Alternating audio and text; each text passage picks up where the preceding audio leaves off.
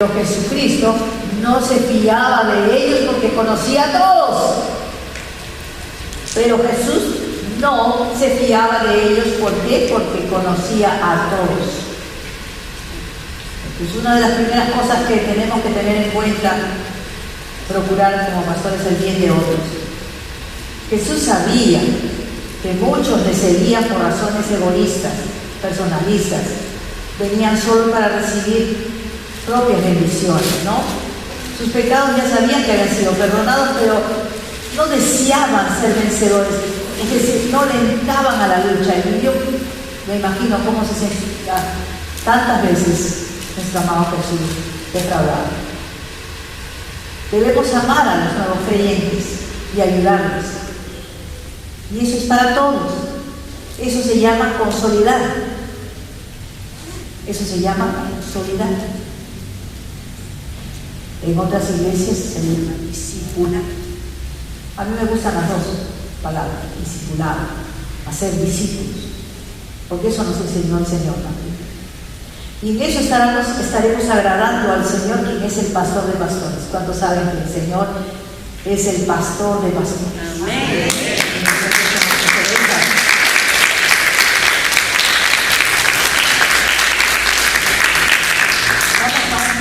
De Lucas capítulo 15, Evangelio según San Lucas 15, para el versículo del 1 al 7.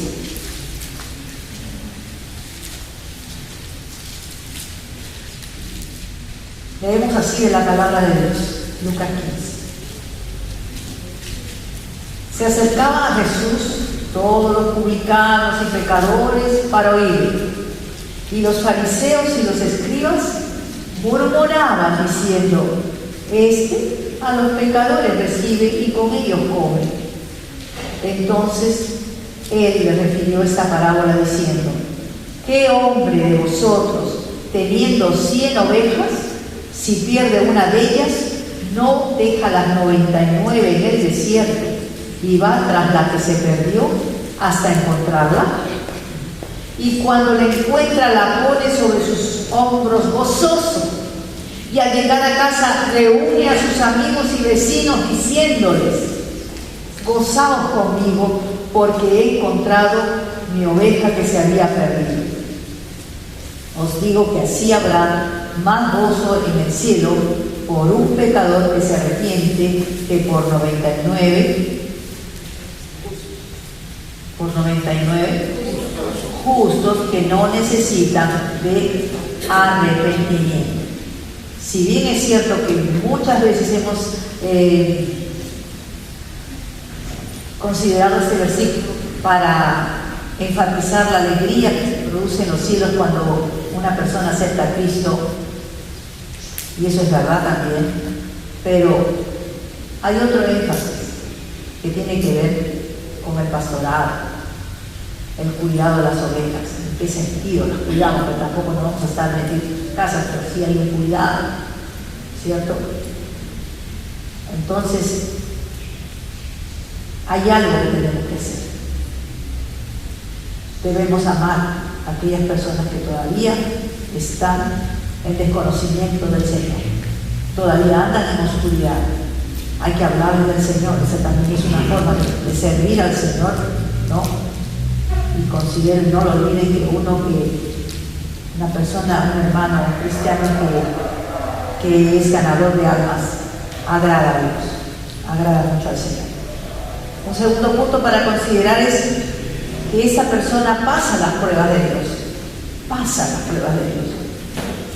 Recordarán a Gedeón. ¿Cuántos se acuerdan de Gedeón? Él congregó una vez un ejército. ¿Para qué? Para pelear contra el enemigo de Israel, que tenía 32,000 hombres. Pero Dios sabía, el Señor sabía que no todos eran genuinos de corazón. Así que decidió recortar el número. ¿Y qué pasó? Decidió pues observar, y los miedosos fueron enviados a sus casas. Demostraban tener miedo, entonces no calificaban. Y fueron quedando 10,000 soldados. Después el Señor anunció que Él los iba a probar. Y la forma para probarlos es tan hábil, nuestro Dios es tan maravilloso, Él tiene maneras que parecen insignificantes, pero son muy importantes. Él quiso probarles a través de la forma de tomar agua. Entonces fueron como 9.700 soldados que tomaron el agua, un trago así, otro trago conversando, ¿no? Riéndose, otro traguito más, porque tenían que tomar el agua. Esa era la prueba. Pero el Señor estaba observando que no todos tenían el espíritu correcto, adecuado, aún para tomar el agua. Porque si eran soldados y habían los enemigos, estaban los enemigos pronto para asaltarles, entonces ellos tenían que tomar el agua curaditos. Y no lo hicieron, solamente 300 de ellos permanecieron alertas sobre sus pies, listos para cualquier emergencia. Pero los demás, 9.700, se relajaron por completo y tomaban un poquito, ¿no? Como conversando y riéndose, y no en el espíritu que tenían que haber tomado. Eso tiene que ver con nuestra actitud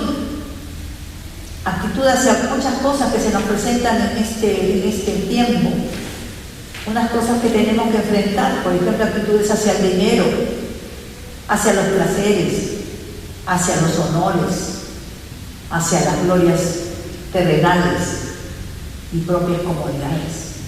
A esas cosas nos entretienen y es un gran peligro para aquel que apunta a un pastorado, aquel que tiene un celo, un llamado, sobre todo un llamado de parte de Dios.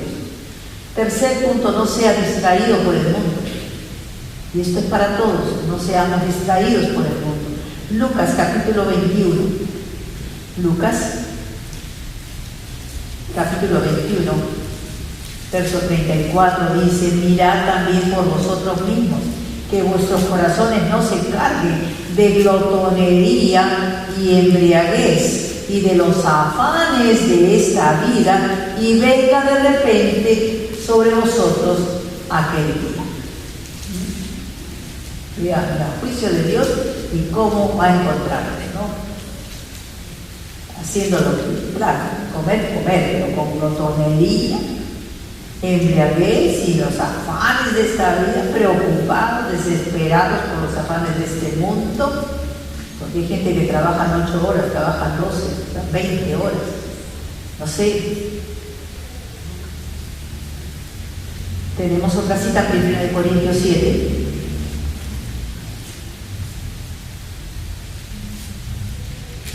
Primera de Corintios 7, verso 29 al 35. Primera de Corintios 7, verso 29 al 35 dice así: pero esto digo, hermanos, que el término es corto, el tiempo es corto. Resta pues que los que tienen esposa sean como que no la tuviesen, y los que lloran como que si no llorasen, y los que se alegran como que si no se alegrasen, y los que compran como que si no poseyesen, y los que disfrutan de este mundo como que si no lo disfrutasen, porque la apariencia de este mundo, ¿qué dice? La apariencia de este mundo se pasa. Quisiera pues que estuviese sin congoja. El soltero, por ejemplo, tiene cuidado de las cosas del Señor, de cómo agradar al Señor, pero el casado tiene cuidado de las cosas del mundo, de cómo agradar a su mujer. Hay asimismo diferencia entre la casada y la doncella. Soltera, la doncella tiene cuidado de las cosas del Señor para ser santa así en cuerpo como en espíritu, pero la casada tiene cuidado de las cosas del mundo, de cómo agradar a su marido. Esto lo digo para vuestro provecho, no para tenderos lazos, sino para lo honesto y decente, y para que sin impedimento os acerquéis al Señor. Eso no quiere decir que uno abandone a su pareja, a su esposo, a su esposa, sino Él da a entender, el Señor da a entender ese énfasis de pedido a tal punto que nos olvidamos de las cosas de Dios. Nada ni nadie debe sacarnos de nuestra relación que tenemos con el Señor. Así que tenemos que estar también dispuestos a soportar las aflicciones. A veces la normalidad, los tiempos de bonanza, de reposo, de calma, nos hace también olvidar y distraer. Nosotros en estos tiempos, con el pastor Herrero, hemos aprendido cómo es realmente pasar en carne viva las dificultades, ¿no? Problemas de salud, cosas que a veces podrían ser impedimentos aún hasta de estar aquí. Nos cuesta mucha oración y luchas y estar animándonos y estar mirando, no sacando los ojos del Señor, sino creyendo que uno más fuerte que nosotros nos está guiando. Otra de las cosas, cuarto punto, poniendo la mente en las cosas de arriba. Así como ese chicle que se estira, ¿no? A veces los niños juegan. Y nuestras mentes pueden participar de las cosas necesarias del mundo, ¿no? Pero una vez que han servido para satisfacer dichas necesidades, esa bendita goma de mascar vuelve a su posición normal y eso representa volver a las cosas del Señor. Puedo tener, sí, voy a comprar pan, voy a conversar con mis amigas, pero regreso inmediatamente. Mi punto principal siempre es el Señor. Y también pensar que somos de la eternidad y para la eternidad. Somos eternos, ¿amén? Amén. Amén. Entonces, pensamos, por eso hay paz y esperanza cuando alguien, porque somos eternos. Nuestra alma y espíritu son eternos. Y inclusive tenemos que hacer cosas aquí en esta tierra como para hacer tesoros allá arriba. Poner la mira en las cosas de arriba, no en las de la tierra. Pero ¿por qué se desespera la gente aquí cuando tiene que enfrentar la muerte? Porque su mirada todo está concentradísimo en las cosas de aquí, de la tierra. Entonces separarse duele mucho. Algunos cristianos como que olvidan esto y se olvidan de las cosas eternas. Pero tenemos que dejar, ¿no?, las tensiones, dejar también las cosas rutinarias, las cosas que son buenas, porque no estamos del todo separados de este mundo. Estamos, pero no somos. Hay diferencia, está en el centro. No todo el tiempo vamos a estar en el mundial, en temporada que se aparta. Y a veces se aparta la mente queriendo y otras veces no queriendo. El Señor como pero ahí te está probando el Señor.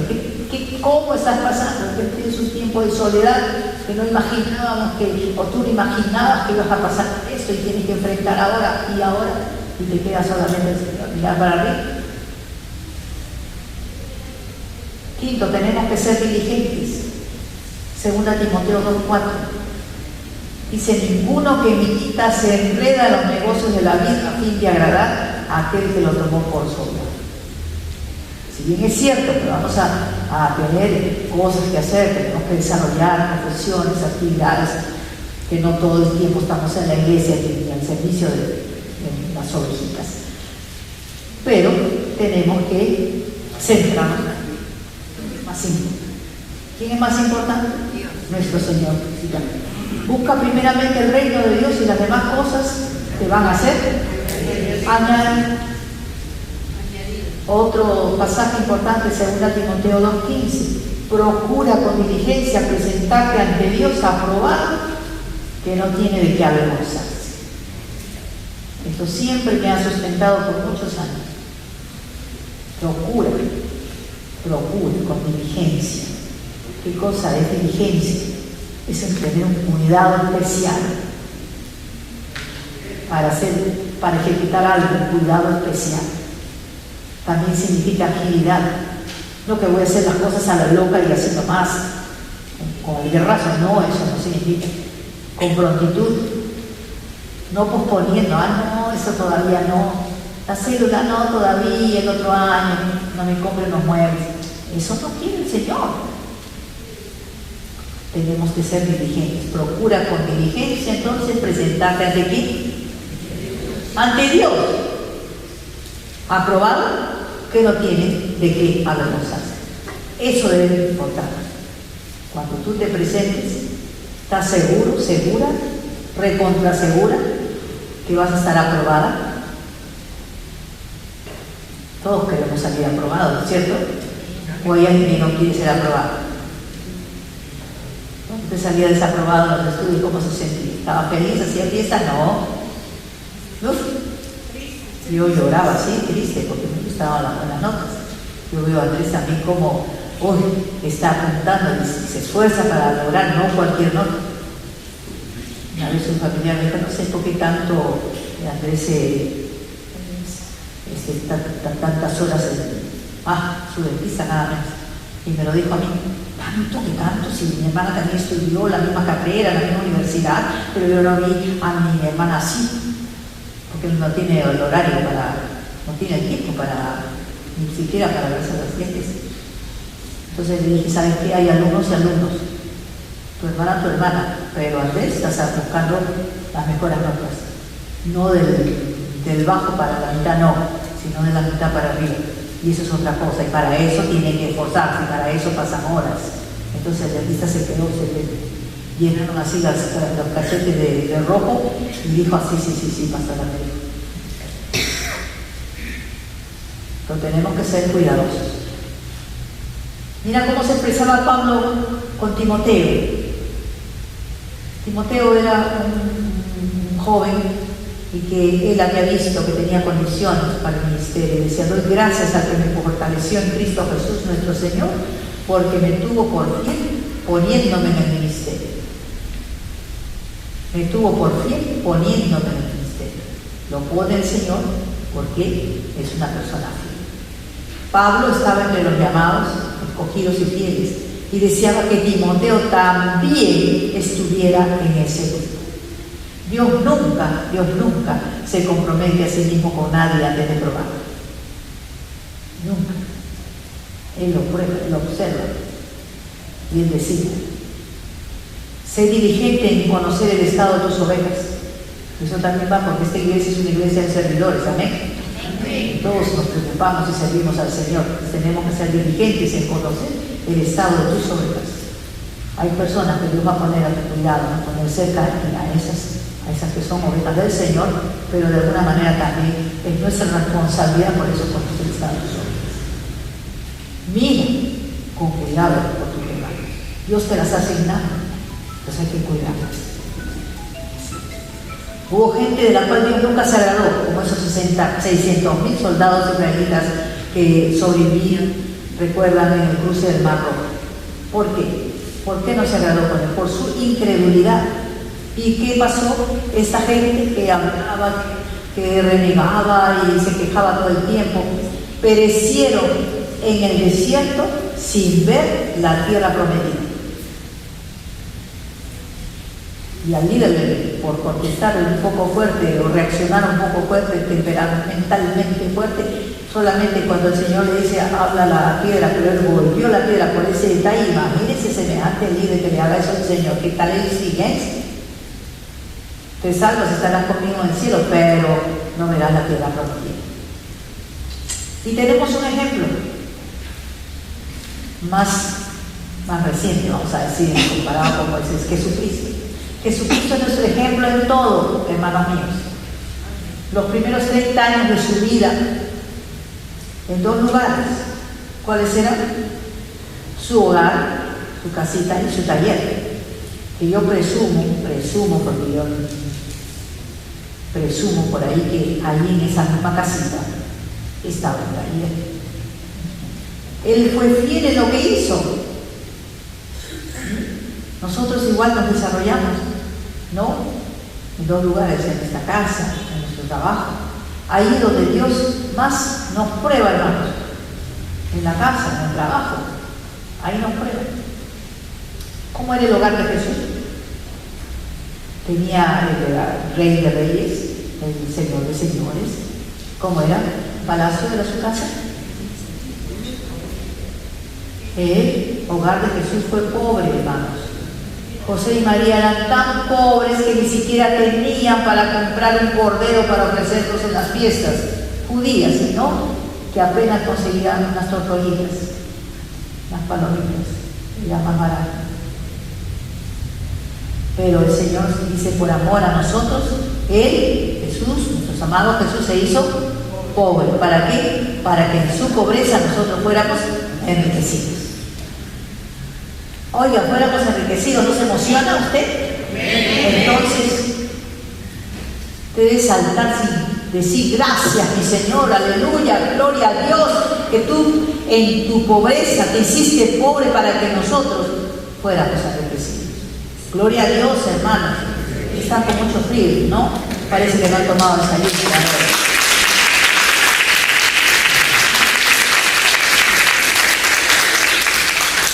Jesucristo tenía hermanos, por lo menos 4 hermanos, 2 hermanas, más jóvenes que él, y tendría más presiones, luchas. Eso afrontó, sumado a la pobreza, limitaciones. Eran también estos hermanos un tanto incrédulos. Había entonces peleas, riñas, había egoísmo, pero Jesús nunca pecó con sus labios, ¿no? Ni con hechos ni con palabras. Fue tentado en todo, pero venció. ¿Para qué? Para que nosotros también pudiéramos vencer. Él venció el pecado, venció la muerte para que nosotros, su iglesia, podamos vencer. Y seamos victoriosos. Una iglesia victoriosa. Una iglesia que sabe que su Dios nunca le va a dejar. Amén. Amén, pues, amén. Van a pararse 2 veces y van a alzar las manos así. A ver, póngase de pie, levante sus manitos, así, arriba las manos. Arriba. Ya, bajen las manitos. Otra vez, otro ejercicio más arriba. Ahora sí tome asiento, pero que se le pase el sueño. Ya, muy bien, ya se ríen, ¿no ves? Ya reaccionaron, por fin, en su trabajo, ¿cómo sería Jesús cuando ayudaba en la carpintería a José? Él ayudaba, él trabajaba. Yo no creo que él pedía madera de más. Él hacía lo justo, hacía buen trabajo, ¿no es cierto? Para cobrar el valor justo. No decía, este frente tiene plata, vamos a cobrarle más. No. La madera, lo mejor que podía hacer. Jesús estaba también sometido, era sumiso a la autoridad de sus padres adoptivos por muchos años. Él nunca lo despreció. Él nunca dijo, estos son bien pobres. Y además estos son provisionales nomás porque mi padre es de arriba. Nunca dijo eso, lo respetaba, los honraba. Era humilde, su corazón era humilde. Jesús estaba en medio de conflictos. Y la Escritura dice que era necesario que se perfeccionase por medio de las aflicciones. Así también a nosotros. Nos perfeccionamos cuando estamos en medio de las aflicciones. Y no hay que asustarse por eso. No hay que correr y decir, ay Señor, quítame, porque tú estás retrasando tu aprendizaje. Más bien tienes que decir, gracias Señor, gracias por lo que me estás enseñando en este tiempo. El Señor nos haga siervos fieles, que vea que le agradamos en todas nuestras acciones, obedientes como Él.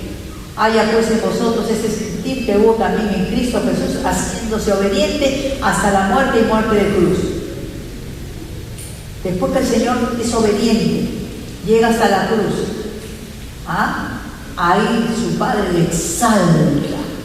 Una vez que primero se humilla, obedece, se humilla y Dios ahí su Padre le exalta y le da un nombre que es sobre cualquier nombre, para que en el nombre de él se doble toda rodilla de lo que está en el cielo, en la tierra y aún debajo de la tierra. Y toda lengua confiese que Jesucristo es el Señor, para gloria de Dios el Padre. Amén. Amén.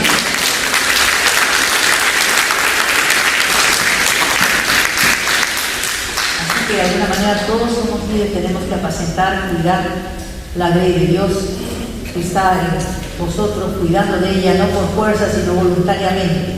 Dice la palabra, no por ganancia deshonesta, sino con ánimo pronto.